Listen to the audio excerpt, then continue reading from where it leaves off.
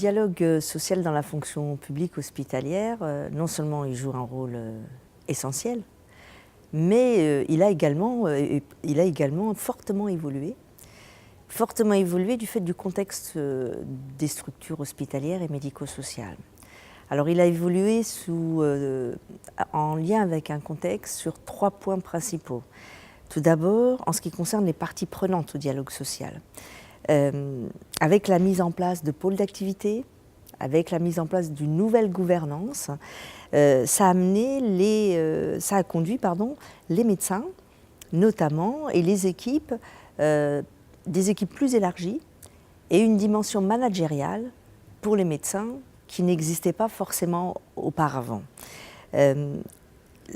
Le dialogue social a aussi évolué du fait des sujets qui ont été amenés à être traités. Et je veux citer là les réorganisations qu'ont connues ces dernières années et encore très récemment les structures hospitalières, et puis également les évolutions des modes de prise en charge.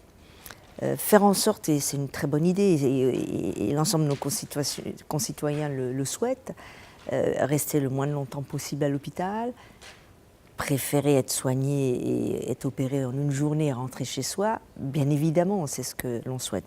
Pour autant, ça suppose de nouvelles façons de travailler, ça suppose aussi un nouveau contexte d'exercice professionnel et de conditions d'exercice professionnel. Et donc, ça impacte bien sûr le dialogue social qui est incontournable pour accompagner ces transformations. Le dernier point, c'est l'échelle. C'est-à-dire qu'on ne se situe plus à l'échelle d'un établissement, mais à l'échelle d'un territoire.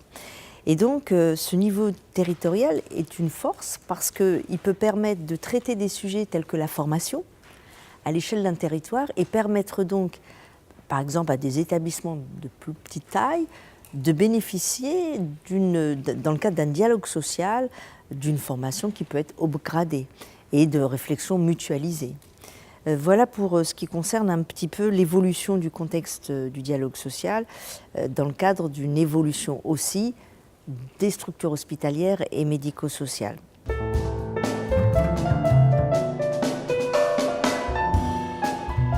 Ces évolutions nous ont amenés aussi à faire un constat, à savoir que nous avons à moderniser et à accompagner et à former l'ensemble des interlocuteurs du dialogue social. Je vous le disais, du fait du management médical, l'encadrement, bien évidemment les élus syndicaux, et y compris bien sûr les managers et les directeurs d'établissement, qui pour leur part ont également, dans le cadre de leur formation initiale, une formation qui intègre le dialogue social avec les valeurs du service public et les valeurs des structures hospitalières et médico-sociales. Il faut donner plus de fluidité au dialogue social et plus d'autonomie.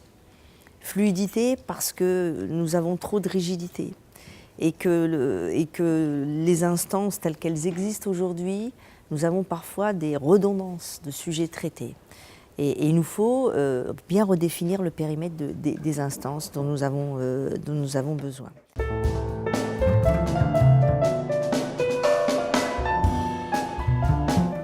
On l'a dit, et ça a été redit tout à l'heure, plus que jamais, un certain nombre de valeurs, aujourd'hui, sont revendiquées. L'écoute, l'empathie, le respect de l'autre, la confiance. Et tout ceci conditionne l'exercice dans nos structures publiques. Et dès lors que ça conditionne l'exercice dans nos structures publiques, forcément, et organisations syndicales, et managers sont aussi dans ces valeurs-là. Et il faut savoir avoir confiance en l'autre.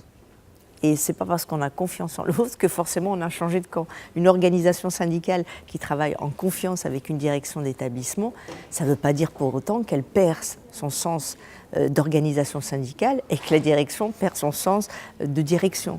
Mais au contraire, avancer vers de la co-construction, ensemble.